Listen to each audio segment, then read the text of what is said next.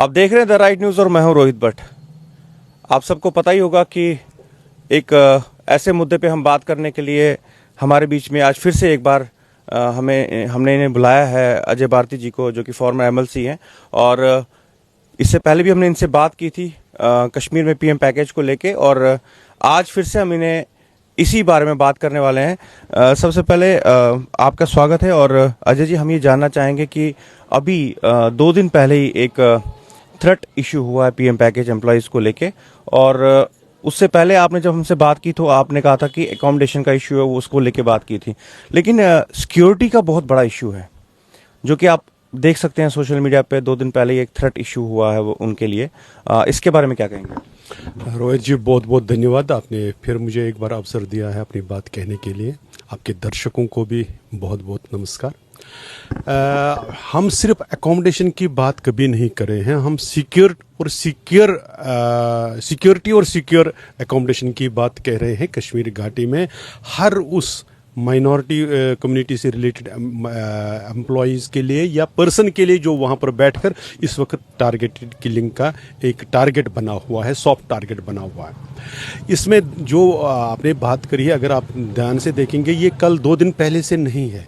जिस वेबसाइट की बात जो एडमिनिस्ट्रेशन के ध्यान में हमने पहले भी लाया है, और उनको भी खुद को ध्यान में लाना ही चाहिए था, क्योंकि सिक्योरिटी सेटअप इसको मॉनिटर करते हैं।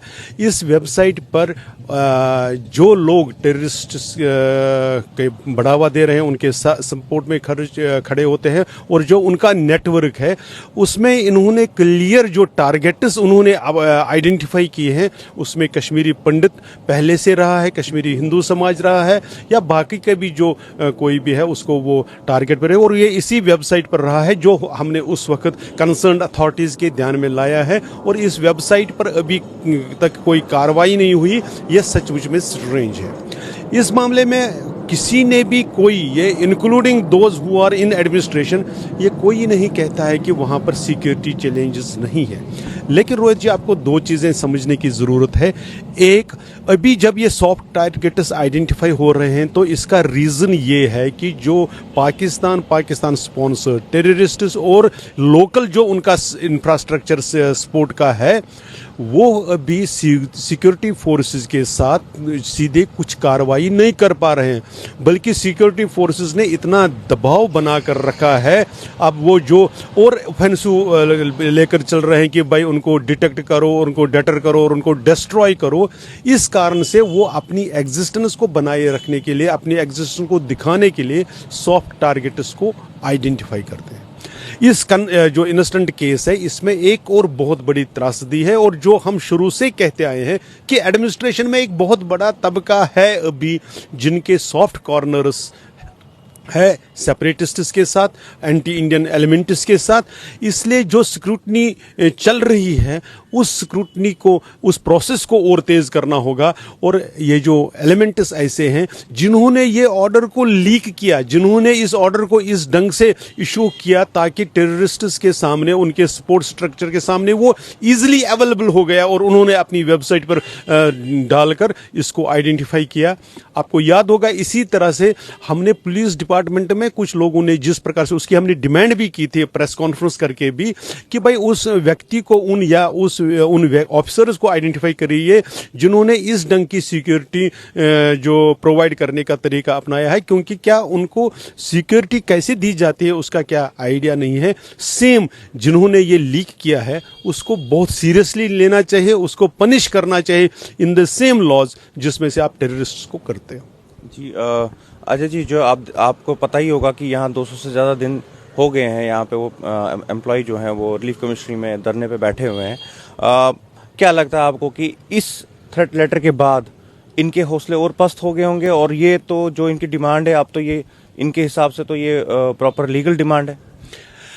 नहीं, देखिए, उनकी जो डिमांड है उसके कई एस्पेक्ट्स है। मैं उसके मूल में जाता हूं, वो कैसे उसको एक्सप्रेस करते हैं, कैसे उसको वर्ड दे देते हैं, मैं सचमुच में उसमें नहीं पढ़ना चाहता हूं। क्योंकि जब हम उनके साथ, किसी भी उस लीडरशिप के साथ जो इस वक्त एजिटेशन कर रहे हैं, जो ऑन फेस ऑफ इट है, उनके पीछे जो हाथ है उनकी मैं बात नहीं कर रहा हूं, तो वो हर उस इंट्रिकेसी को अंडरस्टैंड करते हैं, समझते हैं, और हमारे सामने वो बोलते हैं जी हमारा। तो उसके मूल में जो है वो ये ये है कि कश्मीर में सिक्योरिटी कैसे हो, हम सिक्योर तरीके से रह सके, हम सिक्योर तरीके से काम पर जा सके, हम सिक्योर तरीके से घर आ सके वापस। ये इस प्रकार का एक इशू बेसिक है और जो बहुत ही जेन्युइन है, जिसमें कोई गलत नहीं है, क्योंकि हम सब लोग सिविलियंस हैं। हमारी ट्रेनिंग सिक्योरिटी के हिसाब से नहीं हुई है। हमारा ट्रेनिंग या जो हमारा काम हमको मिला है वो एक नॉर्मल तरीके से एक सिविलियन काम करने का वो मिला है। इसलिए हम सिक्योरिटी थ्रेट्स को हम हैंडल नहीं कर सकते। इसलिए टू दैट एक्सटेंट उनका बिल्कुल जेन्युइन है, वो डे वन से हम कहते आ रहे हैं।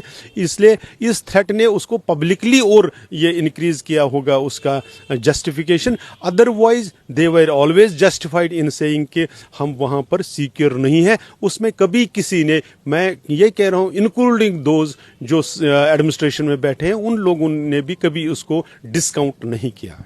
इस बारे में सरकार कोई कदम उठा रही है कि सिक्योरिटी को लेके? देखिए, मैं अभी बहुत भी नहीं हूँ, मेरे पास ऐसी कोई जानकारी, कोई रीज़न नहीं है, लेकिन जो हम इंफॉर्मेशन जिस प्रकार से अवेलेबल हो जाती है, इसमें खासकर जो अभी दिल्ली में सिक्योरिटी सेटअप को लेकर और बाकी इश्यूज़ को लेकर जो मीटिंग हुई है, उसमें तो ये तय है कि एक तो होता है ना कि कंट्रोल करना टेररिज्म को, ये तहिया है, ये मन है और ये तैयारी है कि टेररिज्म को कश्मीर से और उनके सपोर्टर्स को, उनके ओवरग्राउंड वर्कर्स को समाप्त करना है, नेस्त नाबूद करना है। वहां जम्मू कश्मीर, फिर कश्मीर घाटी फिर से एक बहुत ही शांत ऐसे प्रकार का इलाका रहे, ये सरकार का निश्चय है और वो उस पर कार्रवाई कर रहे हैं। हाँ, उसमें अभी जो एनिमी है, जो दुश्मन है, वो अभी नए नए तरीके निकाल कर, आपने जैसे देखा होगा अपने पंजाब में कितनी कोशिश हो रही है, कितने फोर्सेस लगे हुए हैं कि वहां पर भी हालात को बिगाड़ने में। आप ये देखोगे कि अभी ड्रोन्स के जरिए किस प्रकार से अब वो नया आपको खासकर पाकिस्तान के बारे में अंडरस्टैंड करना, वो शायद भूखे मरे, वो जिस प्रकार से कभी उनके एक प्रधानमंत्री ने कहा कि हम घास की रोटी खाएंगे, वो अपने यहाँ भूखा नंगा मर रहा है, उनको ये उससे कोई, लेकिन भारत को, इंडिया को तकलीफ देनी है, ये उनके दिमाग में, तो वो साइको केस है।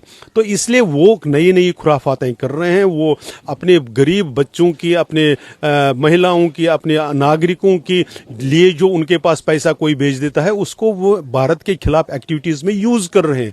इसलिए वो भी नया नया तरीका अपना रहे हैं। लेकिन जिस प्रकार से 1947 से शुरू करके कोशिशें करी है और हर बार मुंह की खाई है, इस बार भी मैं इंक्लूडिंग दोज कह रहा हूं कि जो यहां पर उनकी सपोर्ट स्ट्रक्चर है, उनके लिए भी जो ओवरग्राउंड वर्कर के नाते, उनके सिंपथाइजर के नाते फैसिलिटेशन में उनकी हेल्प करते हैं, उन सबको समाप्त किया जाएगा। या तो उनको वो मेन स्ट्रीम में जुड़कर सुधर जाएंगे या समाप्त हो जाएंगे, इसमें कोई दो राय नहीं है। अजय जी, मेरा आखिरी सवाल ये रहेगा कि आप देख सकते हैं जैसे अभी जो पीएम पैकेज एम्प्लॉयज़ हैं, जहाँ रिलीफ कमिश्नर बैठे हैं, आए दिन वहाँ पे कोई ना कोई हमारी कम्युनिटी से नेता कहूँगा वो आते हैं वहाँ पे। लेकिन बेसिक चीज़ ये है कि कोई इनके लिए, पर्टिकुलरली इनके लिए नहीं आ रहा है। शायद इनको ये चीज़ समझ नहीं आ रही है, लेकिन मीडिया की नज़रों से ये चीज़ें बच नहीं सकती।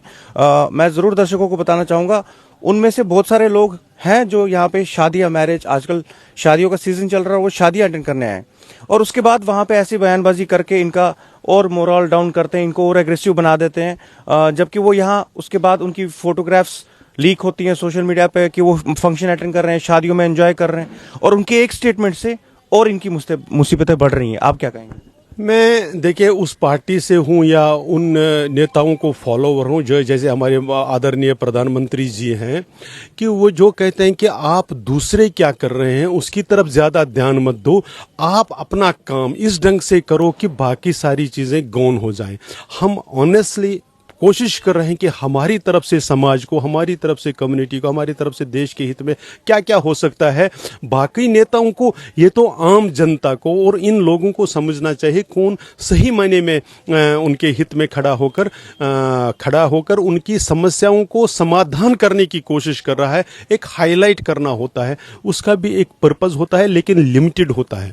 बाकी वास्तव में जिस प्रकार से आप ये कह रहे हैं कि अगर कम्युनिटी की लीडरशिप दुनिया भर में आज फैली हुई है। सचमुच में उन्होंने इसका हल कैसे निकालना है उस पर मिलकर आकर इनके साथ खड़ा रहना चाहिए था, और जहां इनको समझाने की बात है वहां उनको समझाना है, जहां देश के सरकार को बताना वहां पर उनको बताना। एक मैच्योर तरीका की जो लीडरशिप होती है ये उसका काम होता है। लेकिन इसमें मैं निश्चित रूप से एक कहूँगा कि 1990 से ही, उससे पहले की मैं बिल्कुल जिक्र नहीं करूँगा, हमने देखा है कि एक सेक्शन ऐसा रहा है जिन्होंने एस्टैब्लिश्ड लीडरशिप को डिमोलिश करने पर ही पूरा फोकस किया।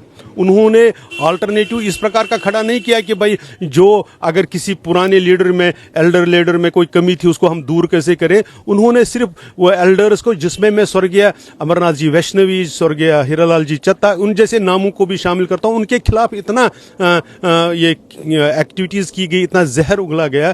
अल्टरनेटिव आज 35 साल के बाद वो दे नहीं पाए, उनको रिप्लेस नहीं कर पाए। ये एक किस्म के लोग होते हैं जिनको मोमेंट्री एक दिन के लिए हम, कुछ देर के लिए हम न्यूज़ में रहे। मैं उस पर और ज़्यादा कमेंट नहीं करना चाहता। बहुत बहुत धन्यवाद अजय जी।